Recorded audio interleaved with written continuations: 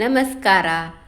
ಹೇಗಿದ್ದೀರಾ ಎಲ್ಲರೂ? ಇವತ್ತು ನಾನೊಂದು ಸ್ಪೆಷಲ್ ಆಗಿ ಬಸಳೆ ಮತ್ತು ಅಲಸಂಡೆ ಬೀಜ ರೆಸಿಪಿ ಮಾಡಿದ್ದೇನೆ.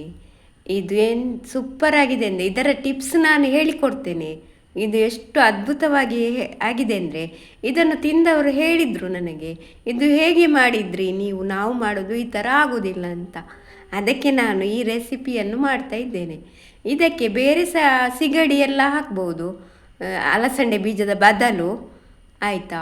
ಮತ್ತು ಈಗ ನಾನು ಬಸಳೆ, ಇದು ಅಂಗಡಿಯಿಂದ ತಂದ ಬಸಳೆ ಅಷ್ಟು ಚೆನ್ನಾಗಿಲ್ಲ, ಅದರ ಎಲೆಯನ್ನು ಅಷ್ಟು ಚೆನ್ನಾಗಿಲ್ಲ. ನಾವು ಮನೆಯಲ್ಲಿ ಮಾಡಿದರೆ ತುಂಬ ಚೆನ್ನಾಗಿರ್ತದೆ.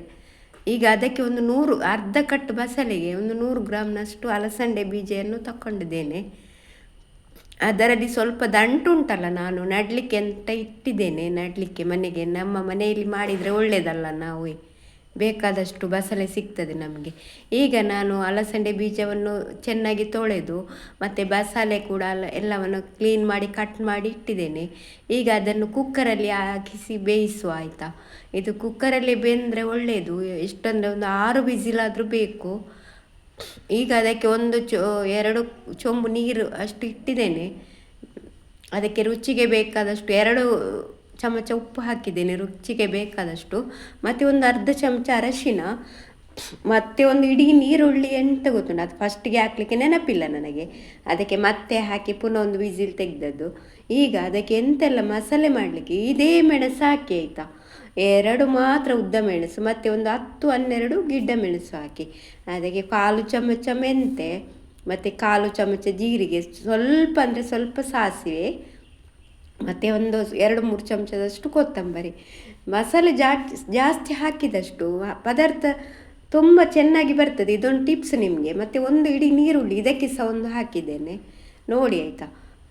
ಇದೇ ಥರ ಮಾಡಿ ಇದನ್ನು ಆಯಿಲಲ್ಲಿ ಚೆನ್ನಾಗಿ ಫ್ರೈ ಮಾಡಿ, ಸ್ವಲ್ಪ ಅರ್ಧ ಚಮಚ ಆಯಿಲ್ ಹಾಕಿ ಕೆಂಪಾಗಿ ಆಗುವವರೆಗೆ ಹುರಿಬೇಕು. ಆಮೇಲೆ ಅದಕ್ಕೆ 1 ತೆಂಗಿನಕಾಯಿ ಹಾಕಿದ್ದೇನೆ, ಜಾಸ್ತಿ ಬಸಳೆಗೆ ತೆಂಗಿನಕಾಯಿ ಜಾಸ್ತಿ, ಆಯಿತಾ.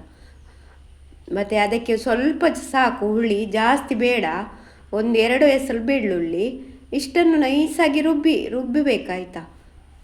ಆಮೇಲೆ ಇದನ್ನು ಕುಕ್ಕರಿಂದ ಬೇರೆ ಬಿಸಲೆಗೆ ಹಾಕಿದ್ದೇನೆ ನಾನು. ಕುಕ್ಕರಲ್ಲಿ ಮಾಡೋದು ಬೇಡ ಅಂತ, ಬೇಯಿಸಲಿಕ್ಕೆ ಮಾತ್ರ ಅದು. ಆಮೇಲೆ ಇದು ನೈಸಾಗಿ ಗ್ರೈಂಡ್ ಆಯ್ತಲ್ಲ, ಅದನ್ನು ಮಸಾಲೆಯನ್ನು ಅದಕ್ಕೆ ಮಿಕ್ಸ್ ಮಾಡಿದ್ದೇನೆ. ಈಗ ಸ್ವಲ್ಪ ಅದಕ್ಕೆ ಮಿಕ್ಸಿ ತೊಳೆದ ನೀರನ್ನು ಹಾಕುವ. ನೀರು ಮಾಡಬೇಡಿ, ಸ್ವಲ್ಪ ದಪ್ಪ ಇದ್ದರೆ ಒಳ್ಳೆಯದು. ಈಗ ಕುದಿಲಿಕ್ಕೆ ಇಡುವ.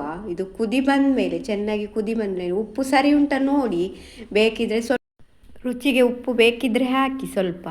ಆಮೇಲೆ ಈಗ ನೋಡಿ ಅಂತೆ ಎಷ್ಟು ಚೆನ್ನಾಗಿ ಅದ್ಭುತವಾದ ಬಸಳೆ ಮತ್ತು ಅಲಸಂಡೆ ಬೀಜ ರೆಡಿ ಆಯಿತು. ಅಲಸಂಡೆ ಬೀಜದ ಬದಲು ಎಟ್ಟಿ ಅಥವಾ ಜಂಜಿ ಹಾಕಿ ಸಹ ಮಾಡ್ಬೋದು ನೀವು. ಇದೇ ಥರ ಇದೇ ಮಸಾಲೆ ಹಾಕಿ. ಯಾರಿಗೆಲ್ಲ ಈ ವಿಡಿಯೋ ಇಷ್ಟ ಆಯಿತು ನೋಡಿ, ನನಗೆಂದು ಲೈಕ್ ಕೊಡಿ ಮತ್ತು ಕಮೆಂಟ್ಸ ಮಾಡಿ. ಇದೇ ಥರ ನೀವು ಮಾಡಿ ನೋಡಿ, ಆಯಿತಾ. ಬಾಯ್.